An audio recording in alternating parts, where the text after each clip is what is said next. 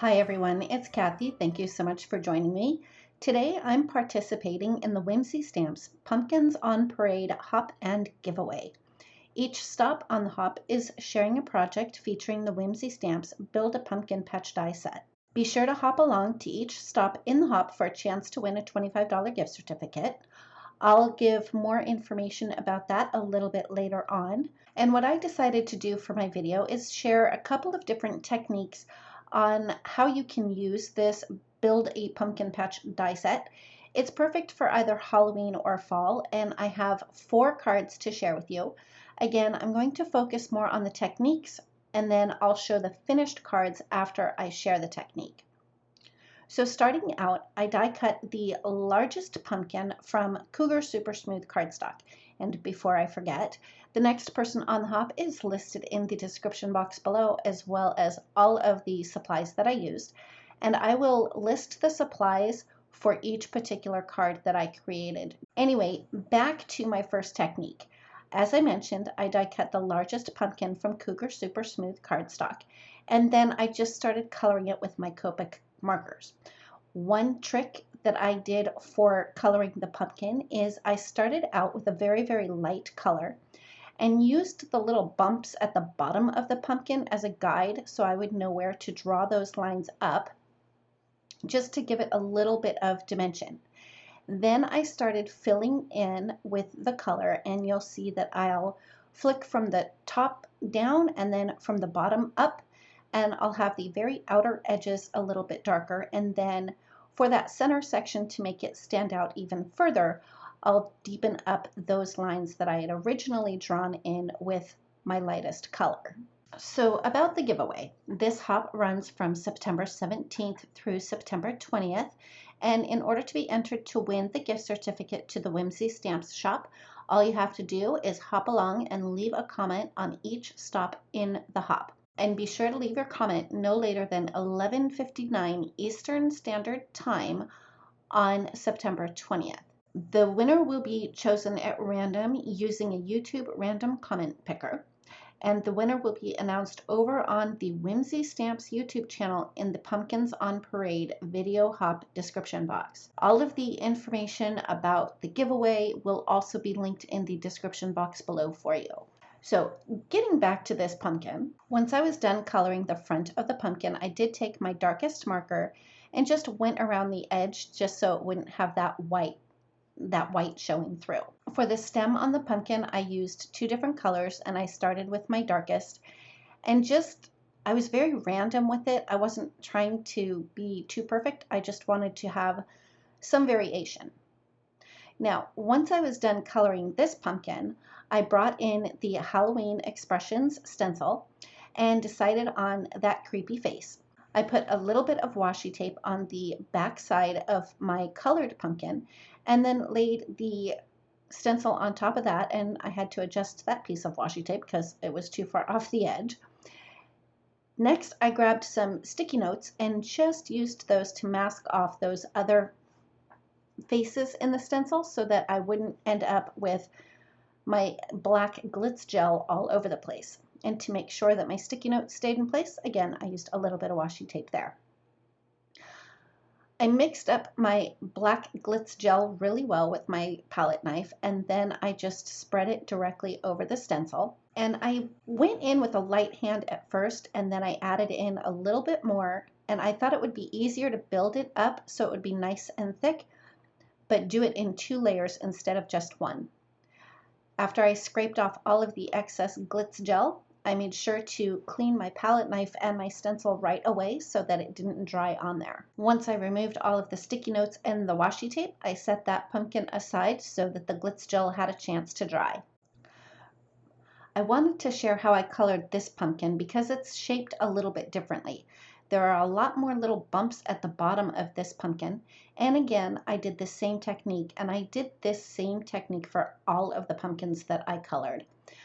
So I started out with a really light color. I used E41, and at the top of this one, I actually added little bumps at the very top as well. Once I had my guidelines drawn in, I came in with my darkest color and went over the lightest color there. The color that I used was E41. But if you don't have E41, you could very easily use a much lighter orange or even a light gray just to use as a guide. And then I colored this pumpkin the same way, where I flicked from the top down and then from the bottom up, and then left some white space in the center so it would have a nice highlight. And I did add a little bit more with my darkest marker on the very outer edges just to give it a little bit more shape. And I also wanted to stencil a little face onto this pumpkin too. But because it's such a small area, I decided to use my VersaFine Onyx Black ink with a blending brush instead of the Glitz gel. I really like the VersaFine Onyx Black ink because it's a really black ink, and I was able to get excellent stencils on all of my little pumpkins. So here's the first finished card. I started out with a panel that I had run through my die cut machine with the SLIMLINE card builder die set. I did some ink blending and sparkle splattering and water splattering. I used the grass from the Build a Fairy Garden die set to add a little meadow for all of my little pumpkins. And I heat embossed Have a Spooky Halloween from the You're My Boo stamp set. So moving on to technique number 2.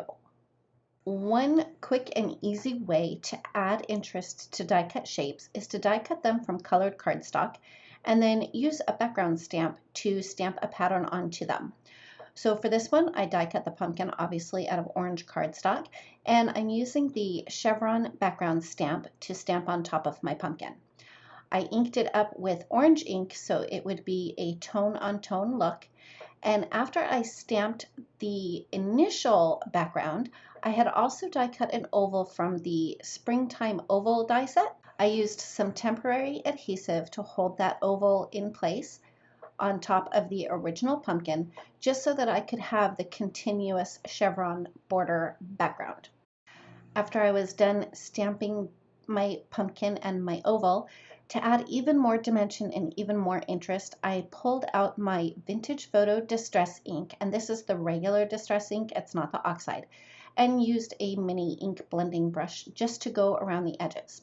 To cover up the stamping that ended up all over the stem, I just used a really dark brown marker to color right over the stem and the little twirly thing that hangs off of the stem of the pumpkin. And then I just used my tape runner to adhere that oval right in the center of the pumpkin. And here's a look at the final card.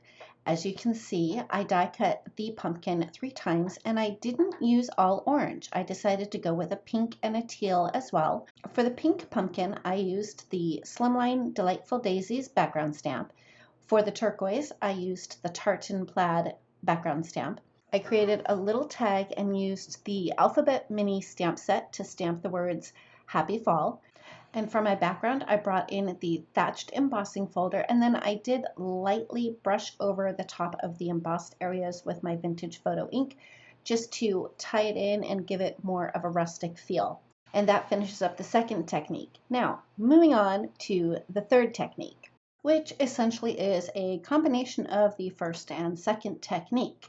I die cut the smaller pumpkins and colored them up with my Copic markers. And to add texture to my colored pumpkins, I used the Micro Patterns background stamp set and stamped the micro patterns in an ink that was pretty close to the color of the markers that I had used. For the little pumpkins, because I did color in their stems, I just used a sticky note to mask off the stems. So for my finished card, I brought in the Bookmark and Tags die set, and I die cut that and did a little bit of ink blending on the bottom and used foam tape to adhere my pumpkins. I stamped Hello Punkin from the Spirited Sentiments stamp set, and then to add little borders behind my bookmark tag, I lightly ink blended on pieces of cardstock and cut them into strips at varying widths and used the same micro pattern background stamp on those and adhered it down, and then added a couple of embellishments with some enamel dots. For my fourth and final card, I decided to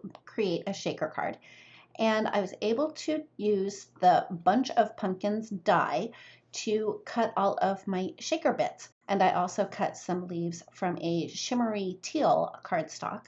To create the shaker, I used the Peekaboo Window 3 die. The little gnome and the word welcome, they are both from the Gnome So Thankful stamp set. The tan pumpkin was left over from all of the other pumpkins that I colored, and I thought he'd look pretty cute leaning up against that. And for the word fall, I used the Cutie Alphabet die set. Here's another look at all 4 of the cards. Thank you so much for joining me. Don't forget, the next person in the hop is linked in the description box below, along with all of the information regarding the giveaway. And remember to leave a comment so you can be entered to win a $25 gift card to the Whimsy Stamps shop. Thanks again for joining me. If you like this video, please give it a thumbs up. If you've not yet subscribed, I'd love it if you would. And don't forget to ring the bell so you're notified every time a new video is posted. Thanks again, and we'll see you next time.